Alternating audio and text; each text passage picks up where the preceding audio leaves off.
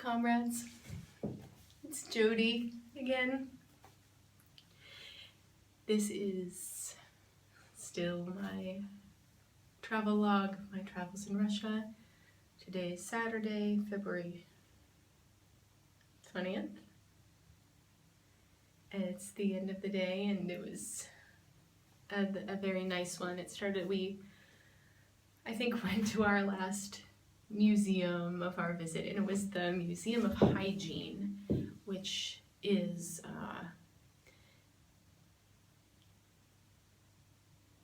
I think there are some things that are translated a little funny. This was really geared at kids, and it was a little bit like going to a Soviet health class. There were hand-painted models of anatomy, like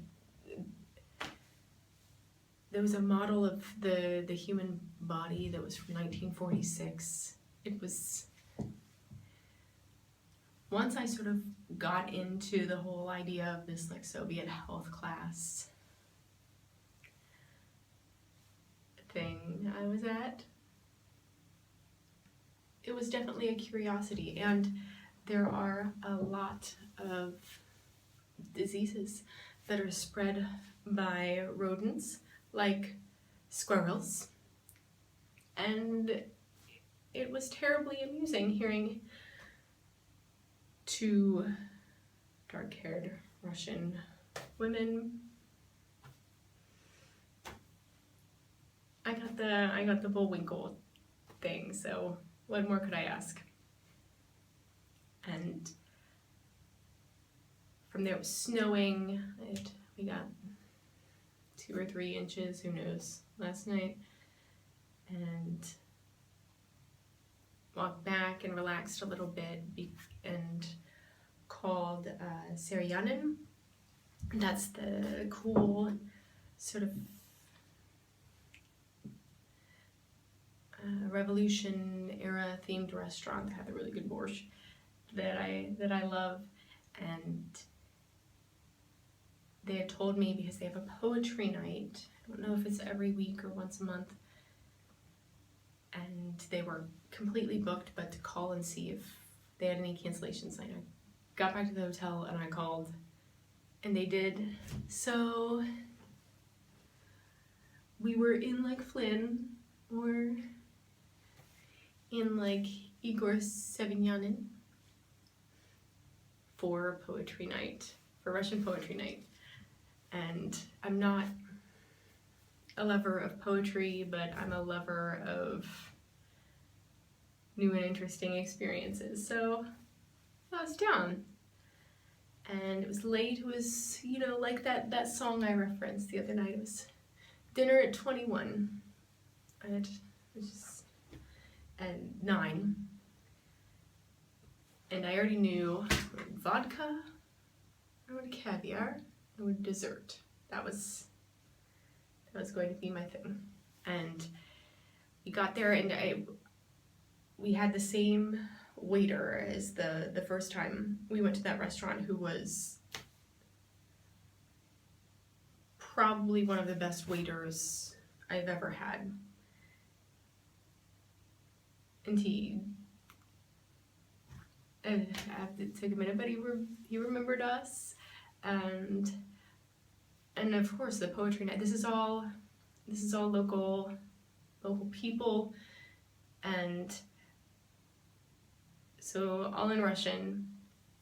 But our waiter, you know, at different intervals would come in and explain, you know, what people were saying and what people were going on. And one of the first things he did was he came and he brought us glasses of champagne, saying that this is with our compliments, that they're going to be reading this Sevinyanin poem about champagne, and so we were guests and have the champagne. It was absolutely marvelous gesture. And so I went looking for the translation of the poem that they read. Pineapples and champagne. Pineapples and champagne, deliriously tasty, sparkling and bright. I'm in something from Norway. I'm in something from Spain. I'm inspired in bursts, and I sit down to write. Planes are screeching above me, automobiles are running, express trains whistling by and the yachts taking flight. Someone's kissed over here, someone elsewhere is beaten. Pineapples and champagne, the pulse of the night. Among nervous girls and in company of women, tragedy I am turning to dream and to farce. Pineapples and champagne, pineapples and champagne. Moscow to Nagasaki, New York to Mars. Isn't that wonderful? This is, go out. I'm gonna do it too. Go out and read about this poet. Seems cool as shit. So I didn't take any photographs at this event by design. There are some experiences that I want to be mine. I'm taking my mental Instagram, and of course there were other people there and that's their experiences too, but I wanted to be there for all of it, even if it didn't matter that I didn't always understand, because this is, I mean, it's not a huge restaurant, but it's big enough, and there were at varying times, you know, 2 hosts and 24 plus or minus 4 to 6 people there, and it went from, you know, a normal restaurant to this very intimate setting. There was this elderly lady with ring cameo and gray hair who was just this spitting image of my Nana, and there was this other man who looked like this very stereotypical aging academic, you know, with an ascot and a shawl, collared sweater, the scruffy beard, and he would like take off his glasses for effect, and reading the poem, and you know, during the break he like packed up his pipe, and he was just a wonderful reader. What else? Oh, and then there was a woman who read different poems throughout the night, and towards the end of the night, she got up to read a poem and walked over. There's an upright piano in the corner, and started playing a song that some people sang along with in parts, but everyone seemed to know. And it was this warm, intimate feeling. And notably, at some point in there, I got up and recited a poem from memory that is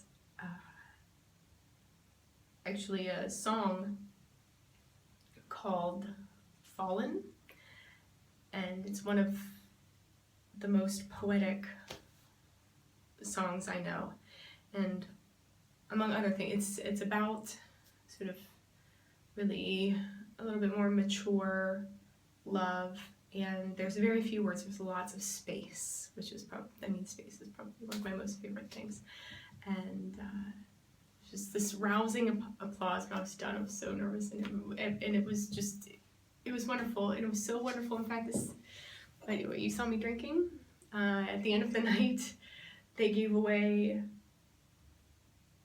like awards and thank yous, and I was so not nervous going to this. It was like, oh, I don't love poetry, but this is a new experience. And then getting up to speak a poem from memory was more nerve-wracking than you can possibly imagine. And the response from people afterward was amazing. It was sort of like, you know, all of these good vibes I've been trying to send out to the Russian people. He said, thank you.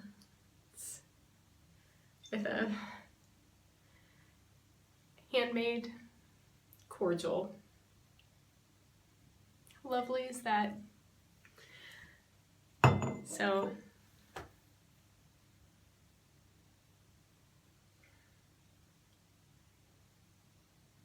comrades, it was a wonderful day, and I'll have a little bit more.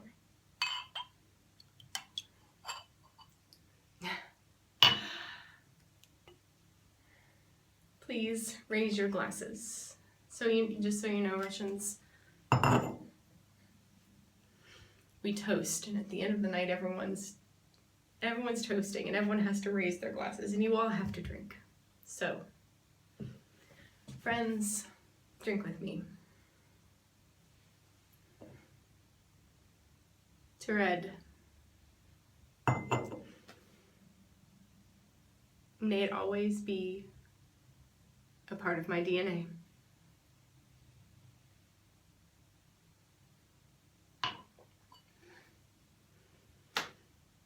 До свидания.